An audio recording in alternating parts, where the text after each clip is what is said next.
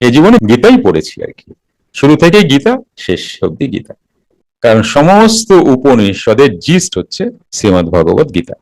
আয়ু খুব কম, অত বই পড়ে কি করব, তাই না? গীতা বুঝতে পারলে জীবন সার্থক, গীতা অনুকরণ করতে পারলে জীবন সার্থক, তাই না? আর কি, আর কি চাও? আর কিছু চাই না। একটা শ্লোক বুঝে যদি তার করণ করতে পারো, আর কিচ্ছু লাগবে না পৃথিবীতে, আর কোনো শ্লোক লাগবে না, সব শ্লোক তোমার হাতে ইনবিল্ড হয়ে যাবে। একটা শ্লোক যদি তুমি বোঝো, মানো, জানো, এবং সেই শ্লোক যদি হয়ে যাও, শ্লোকে যা যা কথা বলা আছে সেগুলো যদি তুমি হয়ে যাও, বুঝে যাও, একটা শ্লোক, কে কে জানতে চাও?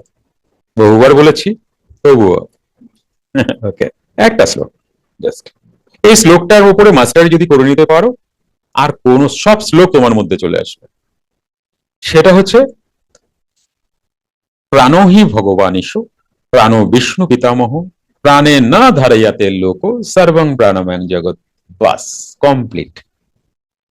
এটা যদি বুঝতে পারো, এটা যদি মানতে পারো, এই শ্লোককে যদি জানতে পারো, এবং এই শ্লোককে যদি তুমি এই করণে আসতে পারো, অনুসরণ না অনুকরণ,